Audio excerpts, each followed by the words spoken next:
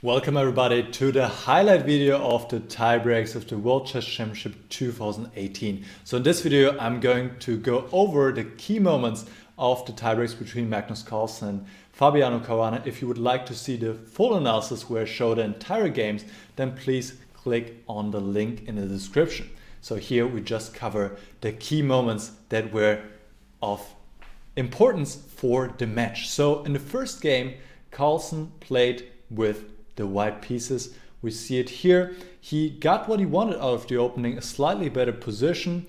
He has the better structure. Black is up a pawn though, and black is okay in this position. He now has to deal with the threat of rook takes d6. And Caruana did not deal with it in the right way. He needs to go knight b7 here to also protect the rook and not allow any kind of knight c5, knight b6 or bishop b6 moves, and the position would remain equal, or around equal. Maybe white is a bit better. After knight b5, however, white is winning in this position. He goes knight to c5. Now the knight cannot take because of the pin, and black takes on b2. White grabs the bishop, takes on c4, threatens to take on e6. There's also an idea like bishop g5 or maybe bishop b6. So black has to go knight d4. The knight is taken, and in this position Carlsen has a choice between taking on e6 with check or taking a pawn. He thought for a long time and he decided bishop takes e6, which is the second best. Rook takes d4 was stronger, but he probably couldn't figure out what to do here since black has this interesting idea of knight to e5. If white goes rook ed1, which looks very strong at first, to double, then black has this counter, knight e5, and the pawn on f3 is hanging, and suddenly it is a perpetual rook and knight give or take away the squares, and black gives perpetual and saves himself.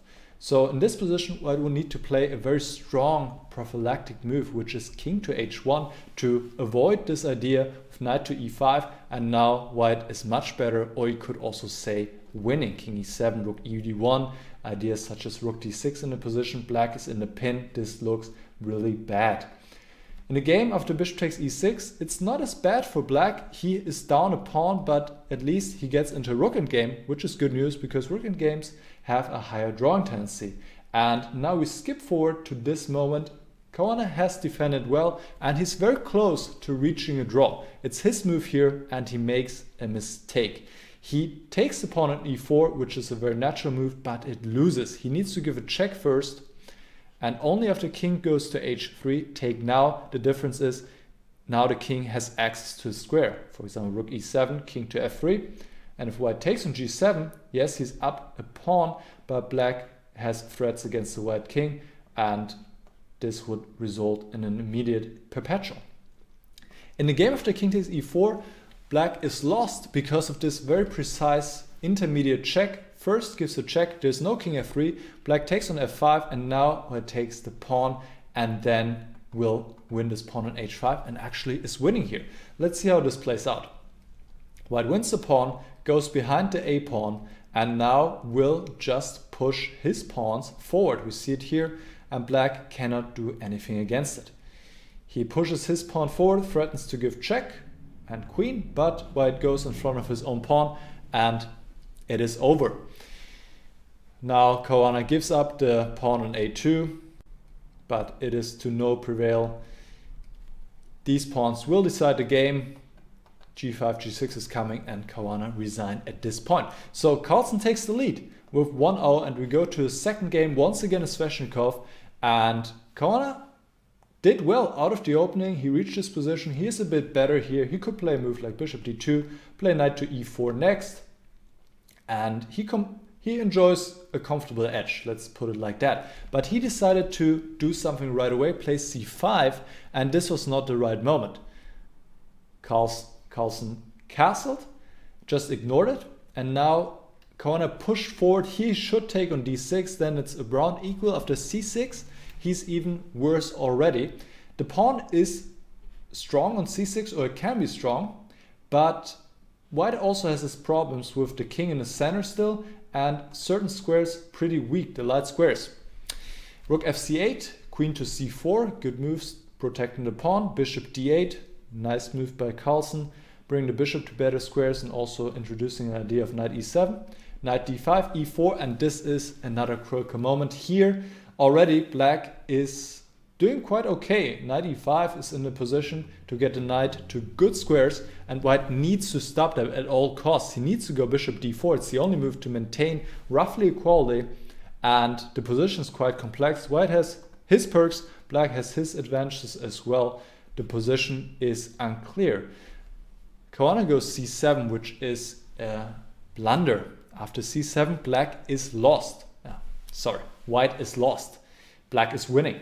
Bishop takes, knight takes, and now knight to e5. Black has given up a piece, but his knight is coming to d3, and there's no save. Knight to d5, probably this is what Caruana relied on, this fork on e7. So black cannot take the queen now with neither knight or rook, because white wins back the queen and is up a piece, but black does not have to do that. He can just move the king out of the way, and that's what Carlsen did, and now there's no way to save this position. If knight e7 now, then the queen just moves, attacks another guy on h3, the queen is attacked, it's all over. So in fact Caruana resigned at this point, and really there is no good way to continue. The queen moves, then black gives a check, collects the rook on c1, attacks the knight as well, it's all over. So Caruana resigned at this point, and that meant Carlsen took the lead 2-0, and now Caruana desperately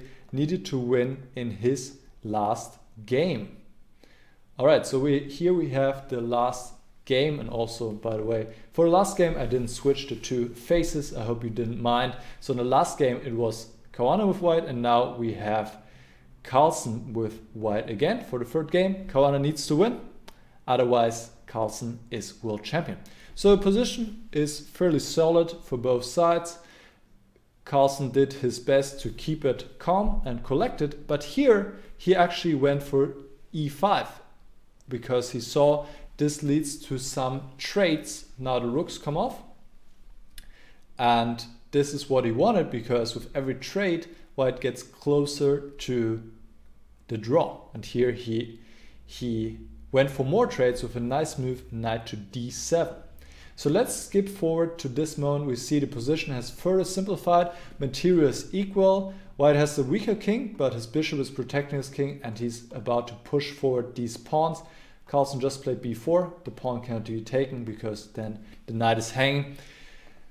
The position is equal, but black has to play something like knight f4 here, maybe trade the bishops and then hold the draw in the queen endgame. But a draw is like a loss to Caruana, so he goes knight g5.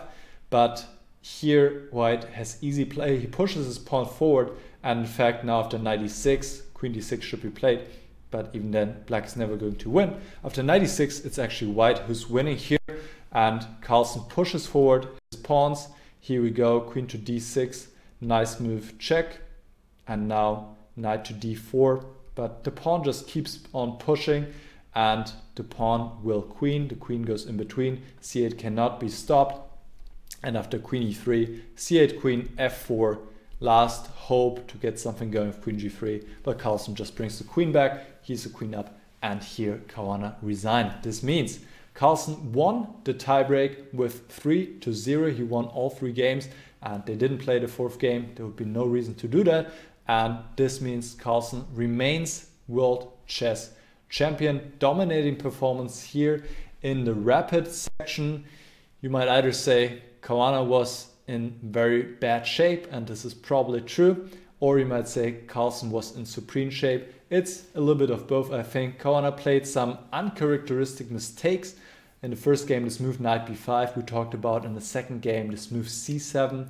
Huge blunders, and then you just cannot win against Magnus Carlsen. And this is what we saw here, and the reason why there was such a clear victory for Carlsen. All right, this is about it. My highlight video. If you want to see a full version, click on the link in the description. And I hope you enjoyed my analysis videos, my highlight videos of the World Chess Championship. Thanks for following, thanks for watching. If you would like to be notified for future videos, then please subscribe, and I'll see you again soon. Goodbye.